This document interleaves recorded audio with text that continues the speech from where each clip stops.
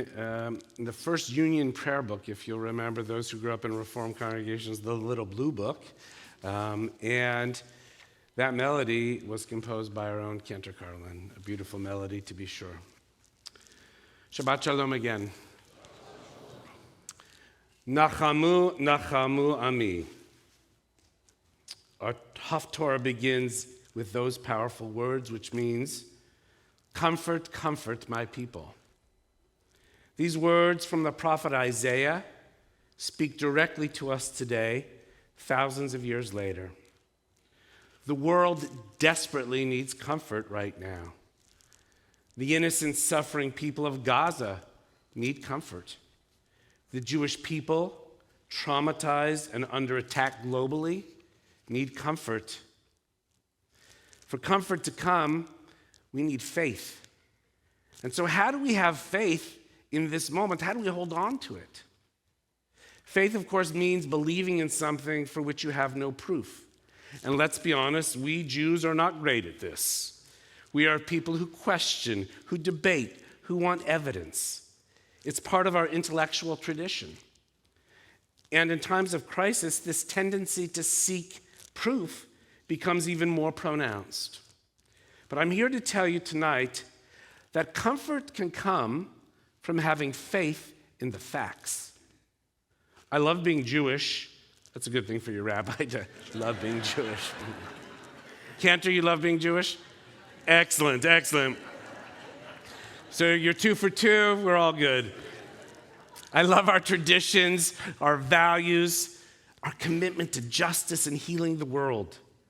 But it is hard today to be Jewish and seek justice and healing when the world is accusing us of injustice and hurting.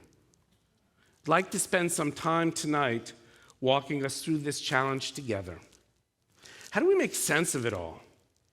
The conflicting narratives, the suffering on all sides, the vitriol aimed at us both as individuals and as people. How do we defend our religion when it is being so brutally attacked? When anti-Semitism is surging to levels we haven't seen in generations? How do we have faith in the midst of people who are hungry, displaced, and suffering in Israel, and most certainly in Gaza? Our tradition teaches us to care for the vulnerable. And how do we do so while fighting an evil, maniacal enemy? How do we manage when there's so much pain and suffering that threatens to overwhelm us? It's been hard for me personally, to be sure, as it has for everyone, I imagine, in this room, as we wrestle with these issues. What brings me comfort, though, is that I try to follow the things that I know are true and not the propaganda from any source. I take faith in the facts, and there I find comfort, even when the facts are sad or hurtful. And this is part of the problem, too, finding the facts to make good decisions about how we feel. I'm not sure how to feel when I don't know the facts. So tonight, I'd like to share some information that informs me, which I accept as fact, and see if that might help us with our feelings as well. These are in no particular order, and just a smattering of facts and truths that inform me and that I think about often. Fact number 1, it's really truth number 1. Innocent people are hurting in Israel and in Gaza. There is no doubt about this. As Jews, our hearts break for every broken soul. Not just Jewish souls, all souls. It is just how we are built. Our hearts hurt when others hurt. I'm very glad this is part of our Jewish ethos. Fact number 2. In the 1970s, Israel decided to trade land for peace and gave the Sinai Desert back to Egypt in the name of peace. And peace between Israel and Egypt has stood for almost 5 decades now. Israel has and continues to do what it needs to do for peace. Fact number 3, almost every time the Palestinian leaders have been offered peace, they chose war and violence. In 2000, President Clinton negotiated with Israel and the Palestinian Authority and offered them 98% of what they wanted. They refused. Fact number 4. In 2005, Israel unilaterally withdrew from Gaza, dismantled Jewish settlements.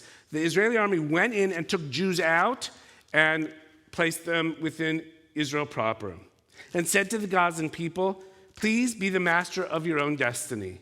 Be my guest. Fact number 5. The result of this decision was that Hamas launched tens of thousands of rockets into Israel proper in the span of 2 years, 2005 and 6. I was there in 2006. When given the chance to build, they chose violence. Fact number 6. Israel is a democracy. In a democracy, the electorate may elect people we like and people we don't like, just like in this country. But there are free elections. Even more, there's a free press in Israel. There is freedom of expression. Look at the protests in the street of Israel just today. In this democracy, when an Israeli soldier acts in a way that is illegal, that soldier is charged and prosecuted. Fact number 7, Hamas is a maniacal, lying death cult whose very essence is the exact opposite of a democracy. Hamas celebrates death and destruction. It's right there in their protocols. I invite you to read.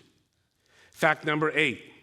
On October 7th, 2023, one of the most brutal, murderous attacks took place at the hands of Hamas, the largest death of Jews since the time of the Holocaust. Fact number 9. The Israeli Defense Forces have a long-standing policy that they warn innocent people prior to any attack by dropping leaflets, by calling people's cell phones, by trying their very best to avoid any innocent person being a casualty of war. Fact number 10, Hamas, over the last 20 years, has taken billions of dollars from international sources, including the United States of America, and built 500 miles worth of tunnels. Imagine what else they could have used that money for.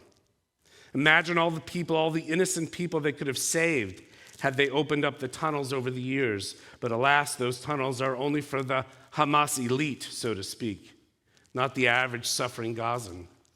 Fact number 11, the media is complicit in fomenting anti-Semitism. Early on in the Gaza war, a hospital was hit by a rocket. The media immediately reported that Israel had launched the rocket. But of course, it was an errant Hamas rocket. Recently, the press reported on an infant starving due to Israel's actions. Turned out the baby had been diagnosed with cystic fibrosis, nothing to do with Israel. In fact, number 12, when reporting deaths, the Gaza Health Ministry, a joke in and of itself, doesn't distinguish between combatants and innocent people, although you will rarely hear that reported in the press. I could go on and on and on. Which side do we want to be on? Which side would we rather defend? Israel is not evil. Hamas is. Make no mistake about it. How does this comfort me? Well, I'm comforted by facts, not fiction. Truth has always been a central value, a Jewish value. When we ground ourselves in truth, we find a stable place to stand amid the chaos, even when the facts are horrible. Facts give us clarity when emotions threaten to overwhelm us. These facts tell us that Jews are not to blame and that we ought not feel shame. This doesn't mean we shouldn't feel deep sorrow for all the innocent suffering. Our tradition demands that we maintain our humanity and compassion even in the darkest times. Our tradition demands that we help feed even those who would be our enemy, although, by the way, no other army, country has those requirements against the enemy. But innocent people aren't our enemy. And perhaps Israel needs to do even more in this area than they're already doing. But we cannot let distortions and propaganda shape our understanding of what is happening. Being able to distinguish truth from falsehood is itself a form of comfort for me. It allows us to respond to criticism with confidence rather than defensiveness. It enables us to advocate effectively for Israel while acknowledging the complexity of the situation. It helps us maintain our moral compass when others would have us lose our way. Now I want to share something with you I know to be true, even though I say it with some hesitation. Because when you speak this kind of truth, you risk being called a conspiracy theorist, or worse, someone who lacks empathy. For those who know me, I hope you know neither of those descriptions describe me. And if you do, we should talk later. However, I believe this with every fiber of my being. So many of us, unwittingly, are playing into Hamas's horrific playbook. And it literally is a playbook. France, Ireland, many Jewish organizations, leaders, and even Israel itself falls into this trap time and time again. There is a radical Islamist terrorist script that repeats itself over and over again. It begins with Hamas or the Muslim Brotherhood or Hezbollah or Islamic Jihad, one of these hateful cults, doing something provocative, something violent. Israel responds as any nation must. And then, right on cue, these groups who thrive on death and destruction cast themselves as the victims. They squander every opportunity for peace, not because they want what's best for their people, but because being seen as victims is more useful in the world's eyes than actually making peace, which is hard to do. The great Abba Eban said of the PLO years ago, they never miss an opportunity to miss an opportunity. The media time and again buys this narrative hook, line, and sinker because the architects of this cycle, they know that anti-Semitism is never far from the surface. And all they need to do is scratch the surface a little bit, and anti-Semitism comes right to the front. As Theodor Herzl said, wherever the Jew goes, anti-Semitism follows him. Before Israel had even responded to the atrocities of October 7th, before the first counterstrike, before the first operation, there were already voices accusing Israel of genocide. Isn't that something?